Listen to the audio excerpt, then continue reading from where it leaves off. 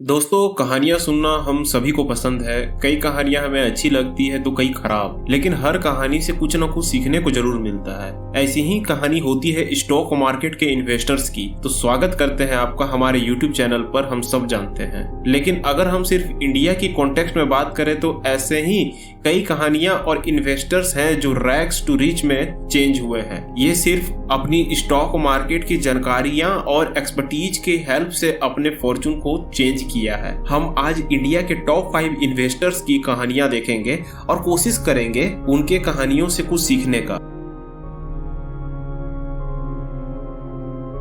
अगर हम बात कर रहे हैं ग्रेटेस्ट इन्वेस्टर की तो इसमें सबसे पहला नाम दलाल स्ट्रीट के बिग बुल राकेश झुनझुनवाला का होना चाहिए। इनको वॉरेन बफेट ऑफ इंडिया भी कहा जाता है। आज के टाइम में ये रेयर एंटरप्राइज और हंगामा digital media entertainment private limited के मालिक थे। इसके अलावा ये global education firm Aptech limited के भी चेयरमैन थे। इनके फादर भी एक इन्वेस्टर थे, तो इनका पूरा बचपन जो है वो स्टॉक मार्केट की बातें सुनकर ही गुजरा है।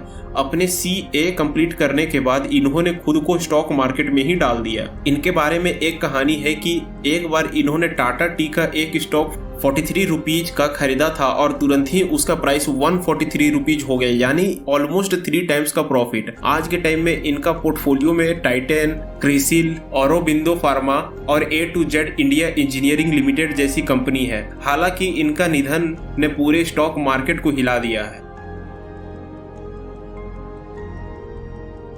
इसके बाद दूसरे नंबर पर आता है रामदेव अग्रवाल का। ये भी एक इंडियन बिजनेसमैन, इन्वेस्टर और मोतीलाल ओसवाल नाम के एक कंपनी के को फाउंडर भी हैं। छत्तीसगढ़ में इनका जन्म हुआ और पढ़ाई भी वहीं से हुई। आगे चल के इनका फाइनेंस में इंटरेस्ट हुआ और इन्होंने भी CA कंप्लीट किया। इन्होंने 1987 में सब ब्रोकर के रूप में अपना कैरियर शुरू किया था, क्योंकि डिसाइडेड था कि इनको स्टॉक मार्केट में ही नाम करना है।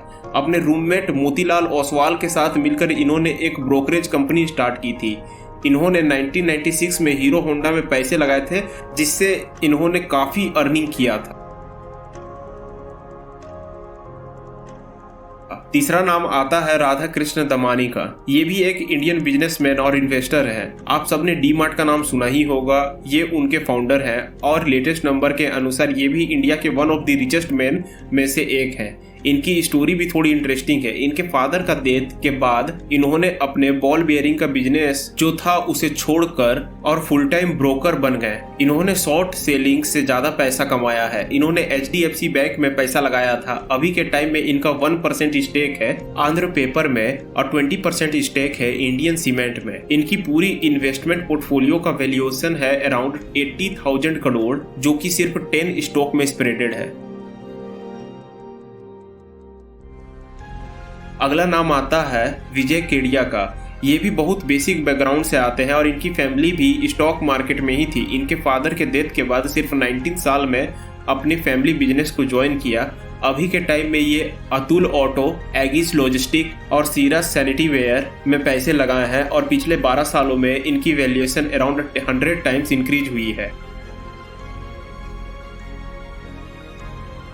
आखिरी नाम इस लिस्ट में आता है निमेश शाह का। ये इंडिया के one of the best retail finance investor है। ENAM के ये को फाउंडर है। ये कंपनी इन्होंने 1984 में शुरू की थी और 2012 में एक्सिस बैंक ने इनेम को खरीद लिया। इनकी पोर्टफोलियो की वैल्यूएशन भी अराउंड 1200 करोड़ है। ये थी वो कहानियां जिन्होंने आज पूरे देश को स्टॉक मार्केट का बेसिक सिखाया है।